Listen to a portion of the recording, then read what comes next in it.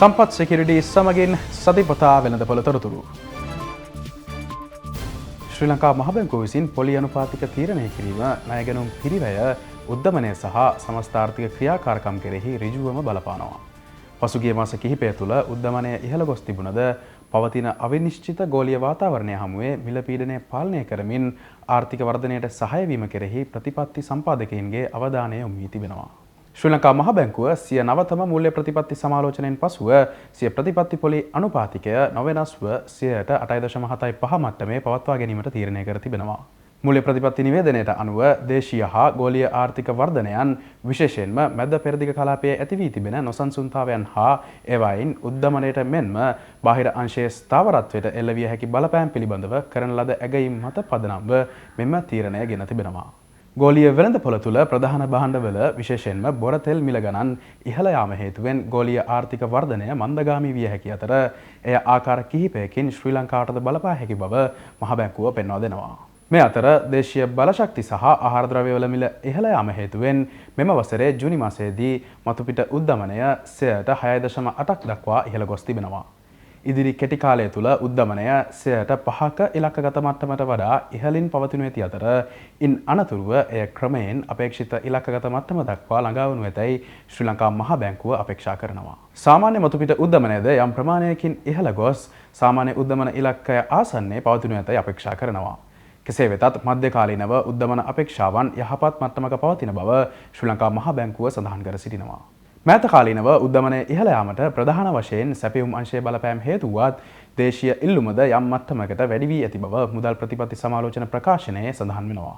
මෙම වසරේ මැයි මාසයේදී ශ්‍රී ලංකා මහ බැංකුව විසින් ප්‍රතිපත්ති පොලි අනුපාතික ඉහළ දැමීමේ ප්‍රතිඵල ඉදිරි මාසවලදී ආර්ථිකයට ක්‍රමයෙන් බලපානු ඇතැයි ශ්‍රී ලංකා මහ බැංකුව අපේක්ෂා කරනවා. ඉදිරිය දෙස බලන විට රජය සහ ශ්‍රී ලංකා මහ බැංකුව විසින් ගනු ලැබූ මූල්‍ය හා ආර්ථික පියවර හේතුවෙන් ණය වර්ධනය සීමා වී ඉල්ලුම් පීඩනය අඩු වනු ඇතැයි අපේක්ෂා කරනවා. එමගින් ආර්ථික වර්ධනයට සහාය වෙමින් මිල ස්ථාවරත්වය පවත්වා ගැනීමට හැකියාව ලැබෙනු ඇති. බාහිර අංශය දෙස බලන විට භූදේශපාලනික තත්ත්වයන් හමුවේ යම් අවිනිශ්චිතතාවයක් පැවතුනද ආර්ථිකය මත පැවති පීඩනය යම් තාක් දුරට ලිහිල් වී තිබෙනවා. ඉන්ධන ආනයන පිරිවැය ඉහළ යාම හේතුවෙන් වෙළඳ හිගය පුළුල් වීම සහ සංචාරක ඉපැයීම් පහළ යාම හේතුවෙන් මෙම වසරේ අප්‍රේල් මාසයේ සිට ජංගම ගිණුමේ හිඟයක් වාර්තා වුණා. කෙසේ වෙතත් මෑතකදී හඳුන්වා දුන් ප්‍රතිපත්තිමය පියවරන් හේතුවෙන් මෝටර රථ ඇතුළු ආනයන ඉල්ලුම ඉදිරියේදී පහළ යනු ඇතැයි අපේක්ෂා කෙරෙනවා. යහපත් තත්ත්වයක් ලෙස මෙම වසර තුළ විදේශ ප්‍රේෂණ ශක්තිමත්ව පැවතුණා. විදේශ ණය සේවා කරන ගෙවීම් පැවතියද මෙම වසරේ ජූනි මාස අවසාන වන විට නිල සංචිත ප්‍රමාණය ඇමරිකානු ඩොලර් බිලියන 6.45ක් ලෙස සටහන් වූ අතර ශ්‍රී ලංකා මහ බැංකුව ගත් පියවර හමුවේ පසුගිය සති කිහිපය තුළ ශ්‍රී ලංකා රුපියලද ස්ථාවර මට්ටමක පැවතුණා. රටක ශක්තිමත් ණය වර්ධනයක් යනු බොහෝ විට එහි ව්‍යාපාරික විශ්වාසය සහ ආර්ථික ක්‍රියාකාරකම් ඉහළ යාමේ ධනාත්මක ලක්ෂණයක්. කෙසේ වෙතත් මෙම ණය ලබා ගැනීමෙහි වේගය අධික ලෙස තීව්‍ර වුවහොත් එය උද්දමනය ඉහළ යාමටද හේතු විය හැකියි. ශ්‍රී ලංකා මහ බැංකුවට අනුව මෑතකදී සිදු කරන ලද මූල්‍ය ප්‍රතිපත්ති දැඩි කිරීම තුළින් මෙරට සමස්ත ආර්ථිකය ප්‍රකෘතිමත් වීමට සහාය වන අතරම ණය ලබා දීමේ ක්‍රියාවලිය වඩාත් තිරසර ලෙස පවත්වා ගැනීමටද අපේක්ෂා කෙරෙනවා. ශ්‍රී ලංකාවේ මෑත කාලීනව පෞද්ගලික අංශයේ ණය ලබා ගැනීමේ දක්නට ලැබුණු ශීඝ්‍ර වර්ධනය එක්තරා ක්ෂේත්‍ර කිහිපයකට පමණක් සීමා නොවී සමස්ත ආර්ථිකය පුරාම ව්‍යාප්ත වී ඇති බව ශ්‍රී ලංකා මහ බැංකුව පෙන්වා දෙනවා. ශ්‍රී ලංකා මහ බැංකුව අධිපතිවරයාට අනුව ඉදිකිරීම්, තොග සහ සිල්ලර වෙළඳාම, මූල්‍ය සේවා සහ පාරිභෝගික ණය ලබා ගැනීම යන ක්ෂේත්‍රයන්හි ඉහළ ණය වර්ධනයක් වාර්තා වී ඇති අතර එය මෙරට පුළුල් ආර්ථික ප්‍රකෘතිමත් වීම පිළිඹු කරනවා. මැයි මාසයේ අවසන් වන විට පැවති හිඟ ණය ප්‍රමාණයට අනුව පෞද්ගලික අංශයේ සමස්ත ණයවලින් 37ක් පමණ කාර්මික අංශය වෙතින් ලබාගත් ණය නියෝජනය කරනු ලබනවා. සේවා අංශය 30.5ක්ද පෞද්ගලික ණය සහ අත්පිට මුදල් ලබා දීම් 24ක්ද නියෝජනය කරන අතර කෘෂි කර්මාන්තය සහ දීවර කර්මාන්තය ඉතිරි 9 නියෝජනය කරනවා.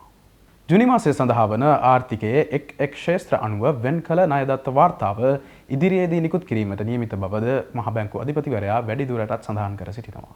ඉදිරිය දෙස බලන විට මැයි මාසයේදී සිදු කරන ලද පදනම් අංක 6ක ප්‍රතිපත්ති පොලි අනුපාතික ඉහළ නැංවීම සහ රජය මෙන්ම ශ්‍රී ලංකා මහ බැංකුව විසින් ක්‍රියාත්මක කරන ලද ප්‍රතිපත්තිමය පියවරන්හි බලපෑම ආර්ථිකයට ගලා ඒමත් සමග ණය දීමේ වේගය ක්‍රමයෙන් මන්දගාමී වනු ඇතැයි ශ්‍රී ලංකා මහ බැංකුව අපේක්ෂා කරනවා. ඒ අනුව මෙම පියවරන් මගින් ණය වර්ධනය මන්දගාමී කිරීමටත් ණය සඳහා ඇති ඉල්ලුම පාලනය කිරීමටත් උපකාරී වන අතර එමගින් වඩාත් තිරසර ආර්ථික වර්ධනයකට සහාය ලැබෙනවා. එමෙන්ම මේ වසරේ පළමු මාස 5 තුළ පෞද්ගලික අංශයේ ණය වර්ධනය පසුගිය වසරට සාපේක්ෂව 27.8කින් ඉහළ ගොස් ඇති අතර එය රුපියල් බිලියන 824ක වැඩිවීමක් වෙනුම් කරනවා. මෙම වසරේ මේ මාසය වන විට පෞද්ගලික අංශය වෙනුවෙන් බැංකු පද්ධතිය මගින් ලබා දී ඇති සමස්ත ණය ප්‍රමාණය රුපියල් ට්‍රිලියන 11.04ක වාර්තාගත මට්ටමකට ළඟා වී ඇති අතර එය මෙම වසරේ අප්‍රේල් මාසයේ පැවති රුපියල් ට්‍රිලියන 10.8ට සාපේක්ෂව 2.2ක මාසික වර්ධනයක්. ඒ අනුව උද්දමන පීඩනය පාලනය කරමින් දීර්ඝකාලීන ආර්ථික ස්ථාවරත්වය තහවුරු කිරීමට ශ්‍රී ලංකා මහ බැංකුව ගන්නා මෙම පියවර ඉදිරි මාසවලදී වෙළඳපොළ ද්‍රවශීලතාවයට සහ පොලි අනුපාතිකවලට කෙසේ බලපානු ඇද්දැයි ආයෝජකයන් දැඩි අවධානයකට ලක් කර තිබෙනවා. 2026 වසරේ පළමු වර්ධය තුළ ශ්‍රී ලංකාවේ අපනයන ශේෂ්ත්‍රය අඛණ්ඩව ශක්තිමත් වූ අතර එය විදේශ විනිමය ආදායමට මෙන්ම ආර්ථික වර්ධනයටද විශාල රුකුලක් වුණා. ඇතැම් සාම්ප්‍රදායික අපනයන ශේෂ්ත්‍ර තවදුරටත් අභියෝගවලට මුහුණ දෙමින් පැවතුනද ඉහළ වටිනාකමකින් යුත් නිෂ්පාදන සහ දැනුම පදනම් කරගත් සේවා අංශයන්හි දායකත්වය වර්ධනය වෙන ආකාරය නවතම දත්ත මගින් පැහැදිලි වෙනවා. භාණ්ඩ හා සේවා යන අංශ දෙකෙහිම දක්නට ලැබුණු වර්ධනය හේතුවෙන් මෙම වසරේ පළමු මාස 6 තුළ ශ්‍රී ලංකාවේ අපනයන ආදායම ඇමරිකානු ඩොලර් බිලියන 9 ඉක්මවා ගොස් තිබෙනවා. ශ්‍රී ලංකා අපනයන සංවර්ධන මණ්ඩලය මගින් නිකුත් කරන ලද නවතම සංඛ්‍යාලේඛනවලට අනුව මෙම වසරේ ජනවාරි සිට ජූනි දක්වා කාලය තුළ සමස්ත භාණ්ඩ හා සේවා අපනයන ආදායම ඇමරිකානු ඩොලර් බිලියන 9.1ක් දක්වා ළඟා වී තිබෙනවා. මෙය පසුගිය වසරේ අදාළ කාල සීමාවට සාපේක්ෂව 8%ක වර්ධනයක්. එහිදී භාණ්ඩ අපනයන ආදායම 8.95කින් ඉහළ ගොස් ඇමරිකානු ඩොලර් බිලියන 7.07ක් ලෙස සටහන් වූ අතර සේවා අපනයන ආදායම 4.49කින් ඉහළ ගොස් ඇමරිකානු ඩොලර් බිලියන 1.94ක් දක්වා වර්ධනය වී තිබෙනවා. මේ අතර මෙම වසරේ ජූනි මාසයේදී පමණක් වාර්තා වූ සමස්ත අපනයන ආදායම පසුගිය වසරේ ජූනි මාසයට සාපේක්ෂව 12.53කින් ඉහළ ගොස් ඇමරිකානු ඩොලර් බිලියන 1.66ක් ලෙස සටහන් වුණා. එහිදී භාණ්ඩ අපනයන ආදායම 15.09කින් ඉහළ ගොස් ඇමරිකානු ඩොලර් බිලියන 1.31ක් ලෙස සටහන් වූ අතර සේවා අපනයන ආදායම 3.75කින් ඉහළ ගොස් ඇමරිකානු ඩොලර් මිලියන 344.52ක් දක්වා වර්ධනය වී තිබෙනවා.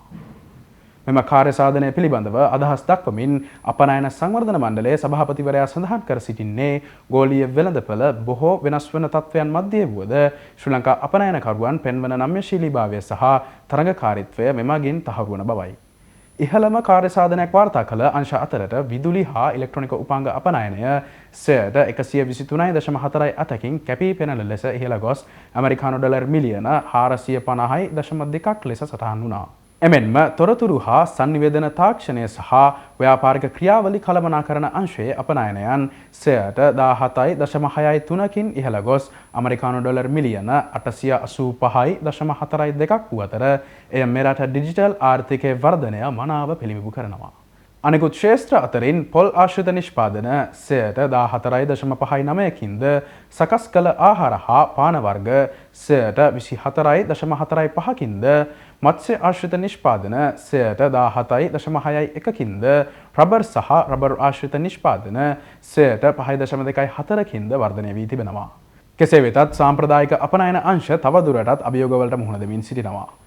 ඇඟලුම් සහ රෙදිපිලි අපනයනය 6.07කින් පහත වැටි ඇමරිකානු ඩොලර් බිලියන 2.44ක් වූ අතර තේ අපනයන ආදායම 5.69කින් පහත වැටි ඇමරිකානු ඩොලර් මිලියන 700.8ක් ලෙස සටහන් වනවා. කුළුබඩු සහ විශේෂිත තෙල් වර්ග අපනයනයද 0.1කින් සුළු වශයෙන් පහත වැටී තිබෙනවා. එම වාර්තාවට අනුව ශ්‍රී ලංකාවේ විශාලතම අපනයන වෙළඳපළ ලෙස තවදුරටත් ඇමරිකා එක්සත් ජනපදය රැඳී සිටින අතර එය සමස්ත භාණ්ඩ අපනයනයෙන් 22ක ප්‍රමාණයක් නියෝජනය කරමින් පළමු මාස 6 තුළ ඇමරිකානු ඩොලර් බිලියන 1.44ක අපනයන ආදායමක් ලබා දී තිබෙනවා. ඉන්දියාව වෙත සිදු කළ අපනයන 36.16කින් කැපී පෙනෙන ලෙස ඉහළ ගොස් ඇමරිකානු ඩොලර් මිලියන 688.47ක් දක්වා වර්ධනය වීමත් සමග එක්සත් රාජධානිය අභිබවා යමින් ශ්‍රී ලංකාවේ දෙවන විශාලතම අපනයන වෙළඳපළ බවට ඉන්දියාව පත්ව තිබෙනවා. එමෙන්ම තුර්කිය සහ චීනය වෙත සිදු කළ අපනයනද සැලකිය යුතු ලෙස වර්ධනය වී තිබෙනවා. ඉදිරිය දෙස බලන විට පළමු අර්ධයේ මෙම අපනයන කාර්ය සාධනය මගින් ශ්‍රී ලංකාව වඩාත් විවිධාංගීකරණය වූ සහ තරඟකාරී අපනයන ආර්ථිකයක් කරා ගමන් කරන බව අපනයන සංවර්ධන මණ්ඩලය පෙන්වා දෙනවා. විදේශ විනිමය ඉපැයීමේදී සහ දීර්ඝකාලීන ආර්ථික වර්ධනයට සහාය වීමේදී ඉහළ වටිනාකමකින් යුත් නිෂ්පාදන සහ සේවා අංශ ඉදිරියටත් ප්‍රධාන කාර්යභාරයක් ඉටු කරනු ඇතැයි අපේක්ෂා කෙරෙනවා. නවතම ආර්ථික දර්ශකවලට අනුව ශ්‍රී ලංකා ආර්ථිකය තුළ මිශ්‍ර ස්වභාවයක් පෙන්නුම් කරනවා. උද්ධමනය අකණ්ඩව ඉහළ යන අතරම කෘෂිකාර්මික නිෂ්පාදනය පහත වැටී තිබුණද මුල්‍ය වෙළඳපළ සාපේක්ෂව ස්ථාවර මට්ටමක පවතින අතර රජයේ සුරකුම්පත් සඳහා වන විදේශීය ආයෝජක උනන්දුව වර්ධනය වී තිබෙනවා. ශ්‍රී ලංකා මහ බැංකුව විසින් නිකුත් කරන ලද නවතම සතිපතා ආර්ථික දර්ශක වාර්තාවට අනුව මෙම වසරේ පළමු මාස 5 තුළ තේ නිෂ්පාදනය පහත වැටී ඇති අතර උද්ධමනය අකණ්ඩව ඉහළ ගොස් තිබෙනවා. මෙම වසරේ ජනවාරි සිට මැයි දක්වා කාලය තුළ පසුගිය වසරේ එම කාල සීමාවට සාපේක්ෂව තේ නිෂ්පාදනය පහත වැටීමක් වාර්තා කර ඇති අතර අහිතකර කාලගුණික තත්ත්වයන් හේතුවෙන් මාර්තු සහ අප්‍රේල් මාසවල නිෂ්පාදනය අඩුවීම මීට හේතු වී තිබෙනවා. එම කාල සීමාව තුළම රබර් නිෂ්පාදනයද පහත වැටී ඇති අතර වැසි සහිත දින ගණන ඉහළ යාම හේතුවෙන් රබර් කිරි කැපීමේ කටයුතු සීමා වීම නිසා මෙම වසරේ මැයි මාසයේදී කැපී පෙනෙන අඩුවීමක් වාර්තා වී තිබෙනවා. මේ අතර මෙම වසරේ ජුනි මාසයේදී උද්ධමනය තවදුරටත් ඉහළ යාමේ ප්‍රවණතාවයක් පෙන්නුම් කරනවා. ජාතික පාරිභෝගික මිල දර්ශකයට අනුව මතුපිට උද්ධමනය මෙම වසරේ මැයි මාසයේ පැවති 2.4 සිට 5.4 දක්වා ඉහළ ගිය අතර මතුපිට උද්ධමනය 4.4 සිට 4.5 දක්වා සුළු වශයෙන් ඉහළ ගොස් තිබෙනවා.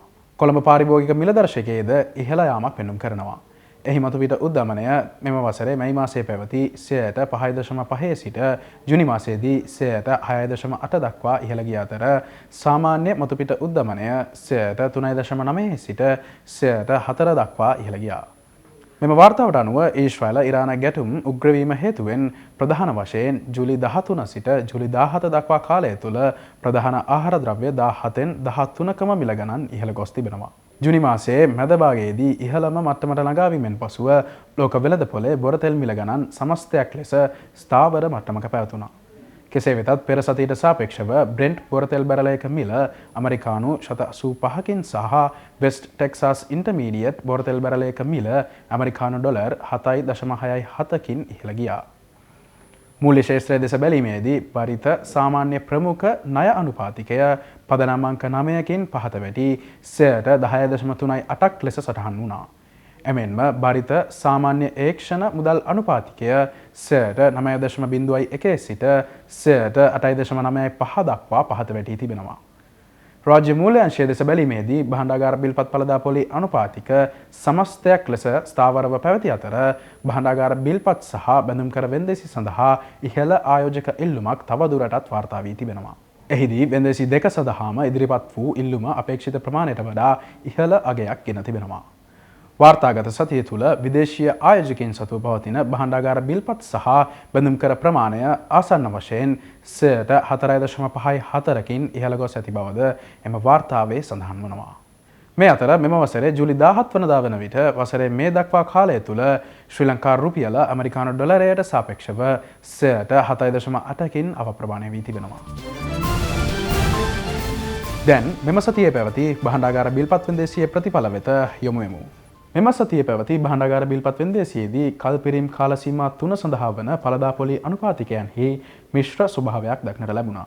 එහිදී මාස 3 භාණ්ඩාගාර බිල්පත් ඵලදා පොලි අනුපාතිකය පදනම් අංක 18කින් පහත වැටි 10 සීමාවෙන් පහළට එනම් 9.95ක් දක්වා පහත වැටුණු අතර මාස 6 භාණ්ඩාගාර බිල්පත් ඵලදා පොලි අනුපාතිකය පදනම් අංක 3කින් පහළ යමින් 10.24ක් සහ මාස 12 භාණ්ඩාගාර බිල්පත් ඵලදා පොලි අනුපාතිකය පෙර සතියේ වෙන්දේසියට සාපේක්ෂව නොවෙනස්ව 10.2 මට්ටමේ පැවතුණා. ලබන සතියේත් නැවත හමු වෙමු.